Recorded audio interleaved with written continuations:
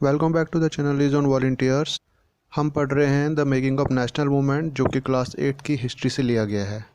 इस चैप्टर का पहला भाग यानी कि पार्ट 1 अगर आपने नहीं देखा है तो प्लीज़ पहले आप उसको देख लीजिए ताकि हम आगे पढ़ सके। हम बात कर रहे थे 1920 की, जब छोटी छोटी एजिटेशंस जो देश के अलग अलग कोनों में हो रही थी वो अब एक मास मूवमेंट का रूप ले चुकी थी। पूरी कंट्री से इसको सपोर्ट मिल रहा था, चाहे वो पीजेंट्स हो, ट्राइबल्स हो, स्टूडेंट्स हो, वुमेन फोर्स हो, फैक्ट्री ओनर्स हो या कुछ बिजनेस ग्रुप्स। और ये मास मूवमेंट्स महात्मा गांधी की लीडरशिप में आगे कहाँ तक पहुँची, हम इस टॉपिक में इसके बारे में पढ़ने की कोशिश करेंगे, इसको जानने की कोशिश करेंगे। महात्मा गांधी एक मास लीडर के तौर पे हिंदुस्तान में उभर के आए हुए थे, जो 1915 में ही साउथ अफ्रीका से लौटे हुए थे। उनकी उम्र उस वक्त 46 ईयर्स के थे वो, जो पूरी दुनिया में नॉन वायलेंट मोर्चे के लिए जाने जाते थे, जो कि एक नया तरीका था अपना प्रोटेस्ट दर्ज कराने के लिए। महात्मा गांधी जब हिंदुस्तान आए तो पहला साल उन्होंने पूरे देश का अध्ययन करने में निकाल लिया। ट्रैवलिंग के थ्रू वो कंट्री के अलग अलग हिस्सों में पहुँचे, उनको जानने की कोशिश की, समझने की कोशिश की, लोगों से मिले, उनकी ज़रूरतों को समझा, वो किस सिचुएशन से गुजर रहे हैं उसको समझने की कोशिश की। और फिर अंग्रेज़ी हुकूमत के ख़िलाफ़ लोगों के हक़ के लिए उन्होंने चंपारण से लोकल मूवमेंट्स शुरू कर दी, फिर अहमदाबाद से भी कुछ मूवमेंट शुरू की। इसी तरह से उनकी जो ये मूवमेंट्स है धीरे धीरे बढ़ती गई और 1919 से लेकर 1922 तक काफ़ी ऐसी मूवमेंट्स छोटी बड़ी हुई जो कि महात्मा गांधी जी की लीडरशिप के अंदर चली, जैसे कि रवालत सत्याग्रह, खिलाफत एजिटेशन और non cooperation movement. Mahatma Gandhi का मानना था कि नॉन वायलेंट प्रोटेस्ट यानी कि अहिंसा का मार्ग ही एक ऐसा मार्ग था जो हमें आज़ादी के सुनहरे भविष्य की तरफ लेके जा सकता है। वो मार काट, खून खराबे के काफ़ी खिलाफ थे और उनकी इसी सोच ने पूरे हिंदुस्तान में उनको पॉपुलैरिटी दी। उन्होंने अपने प्रोटेस्ट को सत्याग्रह का नाम दिया, जिसमें उनको पूरी कंट्री से अलग अलग हिस्सों से सपोर्ट मिलने लगा, जिसका असर हमें स्टार्ट में खेड़ा से देखने को मिला जब परिदार पीजेंट्स ने हैवी टैक्सेस के खिलाफ सत्याग्रह किया। इसी तरह से आंध्रा में ट्राइबल्स ने फॉरेस्ट सत्याग्रह किया ब्रिटिश हुकूमत के ख़िलाफ़, जो उन्होंने नए फॉरेस्ट लॉज लाए थे जो रोकते थे एक ट्राइबल को जंगल में जाने से। अपनी विभिन्न विचारधारा के चलते वो पूरे देश में एक मसीहा के रूप में उभर के आ रहे थे कि लोगों ने उनसे अब उम्मीदें बांध ली थी कि अब अगर कुछ हो सकता है तो वो महात्मा गांधी ही कर सकते हैं। और लोग डेस्परेटली ब्रिटिश रूल के एंड का वेट कर रहे थे और गांधीयन रूल का शुरू होने का वेट कर रहे थे। लेकिन फिर 1922 में नॉन कॉपरेशन मूवमेंट के चलते चौरी चौरा में एक इंसिडेंट हुआ, जिसे हम चौरी चौरा इंसिडेंट के नाम से भी जानते हैं, जिसमें कुछ लोगों की हिंसा के कारण महात्मा गांधी को नॉन कॉपरेशन मूवमेंट को कॉल्ड ऑफ करना पड़ा, आधे में ही रोकना पड़ा, जो कि बहुत अच्छा जा रहा था, लेकिन इस इंसिडेंट की वजह से इसको रोकना पड़ा। चौरी चौरा इंसिडेंट्स में जब ये पीसफुल प्रोटेस्ट कुछ किसानों के ज़रिए चल रहा था तो अंग्रेज़ी हुकूमत द्वारा उनको प्रोवोक किया गया, जिसके चलते लोग अपने ऊपर कंट्रोल नहीं रख पाए और उन्होंने अंग्रेज़ी हुकूमत यानी कि एक पुलिस स्टेशन था वहाँ पर, जिसके ऊपर उन्होंने अटैक कर दिया, जिसमें 20 पुलिसकर्मी मारे गए, जिससे महात्मा गांधी को बहुत दुख हुआ क्योंकि वो किसी को मरते हुए देखना नहीं चाहते थे, चाहे वह हिंदुस्तानी था या अंग्रेज़। इसलिए उन्होंने अपना non cooperation movement called off कर दिया। नॉन कॉपरेशन मूवमेंट के बाद काफ़ी गांधीयन सपोर्टर्स ये सजेशंस देने लगे कि हमें अब इलेक्शंस में पार्टिसिपेट करना चाहिए, हमें एडमिनिस्ट्रेशन का पार्ट बनना चाहिए और उसको कंट्रोल में लेना चाहिए। और इस तरह के सुझाव देने वालों में कुछ बड़े नाम जुड़े हुए थे, जैसे कि मोतीलाल नेहरू और चित्तरंजन दास। इसी वक्त कुछ नई डेवलपमेंट्स भी हिंदुस्तान में हुई, जैसे कि इमरजेंस ऑफ आरएसएस, जो कि एक हिंदू ऑर्गेनाइजेशन थी और हिंदुत्व की बात करते थे। और एक और फोर्स उभर के सामने आया जिन्हें हम कम्युनिस्ट पार्टी ऑफ इंडिया के नाम से जानते थे। ये दोनों ग्रुप्स एक दूसरे के क्रिटिक के तौर पे उभर के आए, दोनों की विचारधारा अलग थी लेकिन लक्ष्य एक ही था, अंग्रेज़ मुक्त भारत। छोटी बड़ी मूवमेंट्स का दौर चलता गया और फिर 1930 में नमक के ऊपर काफ़ी डिबेट्स और डिस्कशंस शुरू हो गए, क्योंकि नमक के ऊपर, जिसको हम एक एसेंशियल कमोडिटी के तौर पे लेते हैं, उसके ऊपर इतने टैक्सेस लगा के रखे थे अंग्रेज़ी हुकूमत ने कि एक आम इंसान की पहुंच से दूर हो गया था नमक, वो उससे एफर्ट नहीं कर पा रहा था। और यही बात जब महात्मा गांधी के कानों तक पहुंची तो उन्होंने इसके खिलाफ एक मोर्चा निकालने की तैयारी कर दी। नॉन वायलेंट तरीके से अपना प्रोटेस्ट दर्ज कराने के लिए महात्मा गांधी अपने सपोर्टर्स के साथ साबरमती से पैदल 240 माइल्स चले towards the coastal towns of the Dandi, जहां उन्होंने अपने सपोर्टर्स के साथ मिल के नमक निकाला समुद्री पानी से और शॉर्ट लॉ जो बना के रखा था अंग्रेज़ी हुकूमत ने उसको ब्रेक किया। इस मार्च को हम डांडी मार्च के नाम से जानते हैं, जिसका रेस्पॉन्स अंग्रेज़ी हुकूमत ने काफ़ी सख्ती से दिया, जिसके चलते लगभग 1000 वर्कर्स को जेल हुई। आज़ादी के लिए जो स्ट्रगल देश के हर कोने में चल रहा था, उसके लिए एक सीढ़ी के रूप पे उभर के आया एक्ट ऑफ 1935, जब प्रोविंसेस को ऑटोनॉमी प्रोवाइड की गई।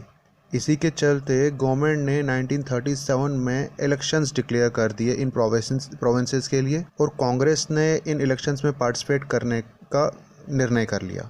फिर 11 प्रोविंसेस में से 7 प्रोविंसेस में कांग्रेस ने गवर्नमेंट बनाई और पहली बार इंडियंस यानी कि हिंदुस्तानी एडमिनिस्ट्रेशन का हिस्सा बने। लेकिन फिर 1939 में दूसरा विश्व युद्ध यानी कि सेकेंड वर्ल्ड वार शुरू हुआ, जिसके चलते ब्रिटिश गवर्नमेंट ने इंडियन लीडर्स से सपोर्ट मांगा हिटलर के खिलाफ, जिसके लिए हिंदुस्तानी लीडर्स ने हामी भरी। लेकिन एक शर्त रखी गई कि सेकेंड वर्ल्ड वार के बाद अंग्रेज़ी हुकूमत को हिंदुस्तान को छोड़ना होगा, जिसे मानने से अंग्रेज़ी हुकूमत ने मना कर दिया। इससे कांग्रेसी मिनिस्टर्स नाराज़ हो गए और प्रोटेस्ट के चलते उन्होंने एडमिनिस्ट्रेशन से रिज़ाइन कर दिया। सेकेंड वर्ल्ड वार के दौरान जब ब्रिटिश गवर्नमेंट की प्रायोरिटीज़ चेंज होती गई और हिंदुस्तान में उनका कंट्रोल थोड़ा हल्का होने लगा, तो इंडियन लीडरशिप यानी कि हिंदुस्तानी लीडर्स ने इसको एक अपॉर्चुनिटी के तौर पे लिया और महात्मा गांधी की लीडरशिप के अंडर एक नए फेस ऑफ मूवमेंट्स को शुरू किया। ये एक ऐसा वक्त था जब करो या मरो की सिचुएशन हो गई थी और ये स्लोगन्स, इस तरह के डू और डाई के स्लोगन्स उभर के सामने आ रहे थे। अब ये ऐसा दौर था जब पूर्ण स्वराज के लिए मूवमेंट्स पूरी कंट्री में स्प्रेड हो गए थे। बहुत सारे वर्कर्स को जेल हुई, हज़ारों लोग मारे गए, लेकिन देश ने रुकने का नाम नहीं लिया। इस मूवमेंट को हम क्विट इंडिया मूवमेंट के नाम से जानते हैं, जो 1942 में शुरू हुआ था। अंग्रेज़ी हुकूमत को हिंदुस्तान छोड़ना है, इसका आभास उनको 1937 से ही हो गया था, जब कांग्रेस ने प्रोविंसेस में गवर्नमेंट बनाई थी लोगों की सपोर्ट के चलते। इसलिए अंग्रेज़ी हुकूमत ने अपना तुर्फ का इक्का यानी कि डिवाइड एंड रूल का पॉलिसी पे वर्क करना शुरू कर दिया था, जिसके चलते 1940 में ही मोहम्मद अली जिन्ना की लीडरशिप में मुस्लिम लीग की तरफ से एक रेजोल्यूशन को पास किया गया, जिसमें इन मुस्लिम्स के लिए इंडिपेंडेंट स्टेट्स की डिमांड हुई in the eastern and western areas of the country. काफ़ी लीडर्स ने मुस्लिम लीग की इन डिमांड्स को ब्रिटिश गवर्नमेंट की डिवाइड एंड रूल पॉलिसी से प्रेरित बताया और कहा कि यह ब्रिटिश पॉलिसी का हिस्सा है, जहां पर वह हिंदुओं को और मुस्लिमों को तोड़ना चाहती है। अगर हम बॉन्ड की बात करें तो हिंदू कम्युनिटी और मुस्लिम कम्युनिटी में 1920 से 1930 के बीच में बॉन्ड काफ़ी ब्रेक हो रखा था, काफ़ी टेंशन दोनों कम्युनिटी में चल रही थी। वो भी एक वजह थी इस रेजोल्यूशन के आने की।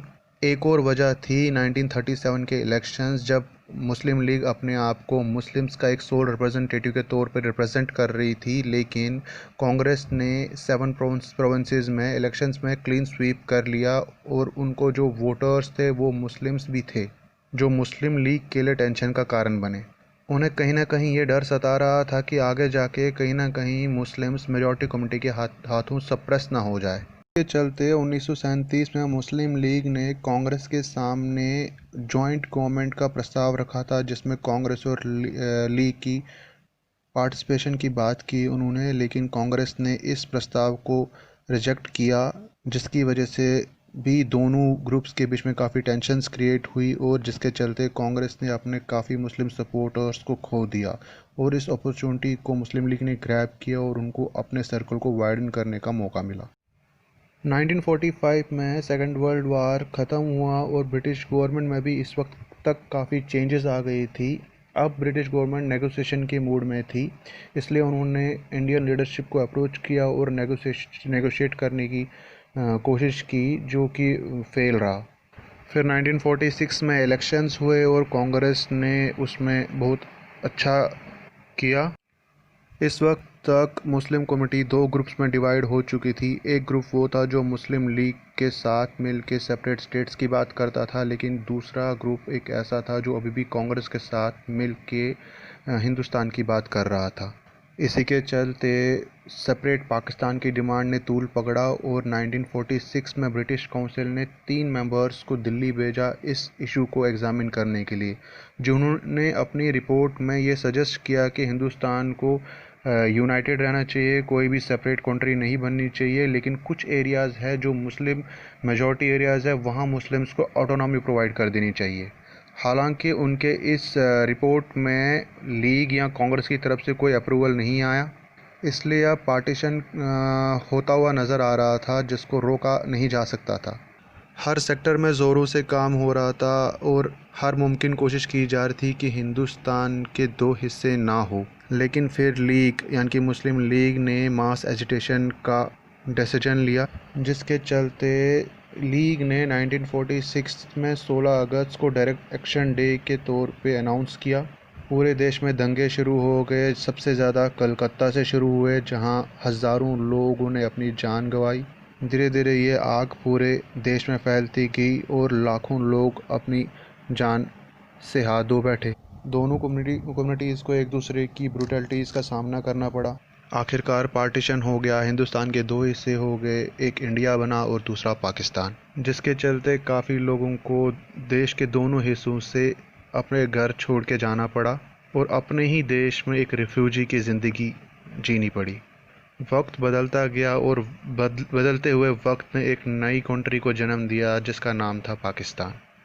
अंग्रेज़ों ने हिंदुस्तान को छोड़ा, हिंदुस्तान आज़ाद भी हुआ, लेकिन इस आज़ादी की खुशी के साथ साथ पार्टीशन का वो दर्द, वो पेन जो लाखों हज़ारों लोगों ने सहा, महसूस किया, वो न जाने कितने सालों तक दर्द बन के उनके दिलों में अभी भी धड़कता रहेगा। इस चैप्टर में बस इतना ही। आगे मिलते हैं एक नए टॉपिक के साथ। तब तक के लिए दीजिए इजाज़त। Stay safe, stay tuned.